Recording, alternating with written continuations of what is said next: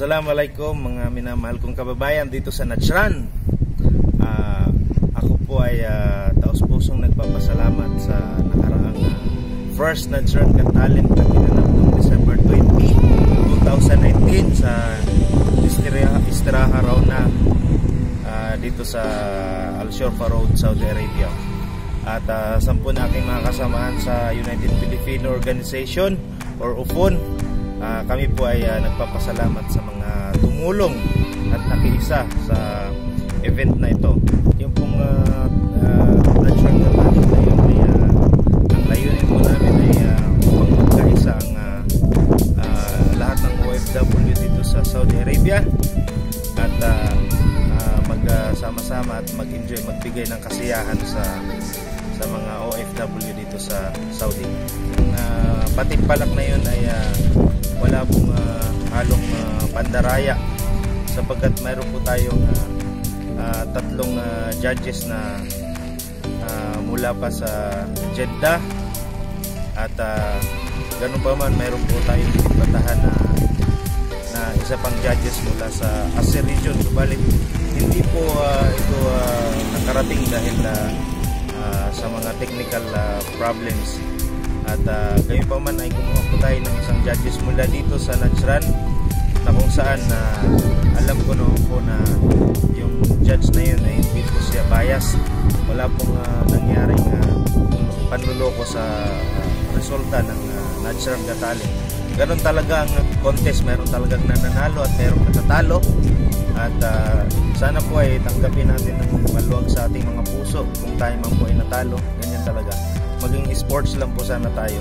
Huwag po nating sisihin kung sino mang tao sapagkat hindi po ito scripted. Ito po ay idinaan po sa mga judges. Dinabulate ko lang po yung resulta ng specifically dun sa dance contest. Sana po ay matanggap natin ng maluwag sa ating mga puso. Ganyan talaga, mayroon talagang nanalo at may natatalo. At maraming salamat po sa SPN, sa Samahan ng mga Pilipino sa Najran, at maraming salamat din po sa mga guardians sa One Ganap at sa pamumuno ng press nila na si Press Boyet at kasama ang kanyang founder Loloy Suaso. At maraming salamat din sa JCSI, sa dalawang chapter ng JCSI. Ito ay ang Kingfisher, ang Tiger chapter. Maraming salamat po sa inyong mga tulong. Lubos na pinapasalamat ko yung mga opisyalis po ng United Filipino Organization na walang sawang sumuporta sa event na ito. Sa ating chairman, may minamahal na chairman, si Chairman Deo Laksamana, maraming salamat po. At kay Ma'am Nemi, coordinator ng Najran area, maraming salamat po Ma'am Nemi Marcos sa iyong suporta. Ayan, at kinukongratulate ko rin po yung mga nanalo dun sa first Najran Got Talent, dun sa dancing contest. Congratulations sa Grand Champion, walang iba kundi ang The Gorias. At kinukongratulate ko rin po ang first runner-up at second runner-up. Ang first runner-up na The Beauties, congratulations sa inyo. At ang spin dancer na second runner-up, congratulations din sa inyo. At kinukongratulate ko rin po ang mga nanalo sa singing contest. Walang iba kundi ang grand champion natin from Al Safar Hospital. Walang iba kundi si Mr. Noel Joseph S. Takad. Congratulations sa iyo, Brad.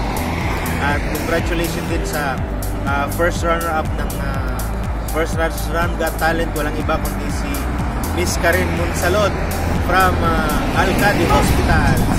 At congratulations din sa second at third runner-up. Maraming salamat sa inyo.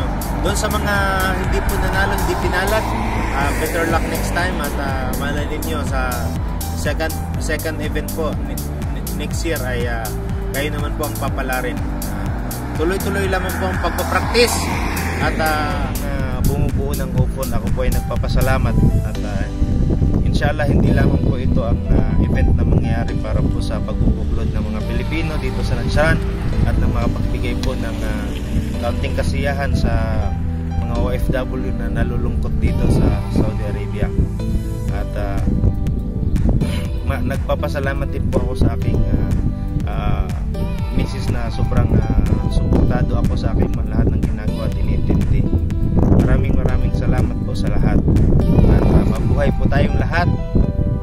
Assalamualaikum warahmatullahi wabarakatuh.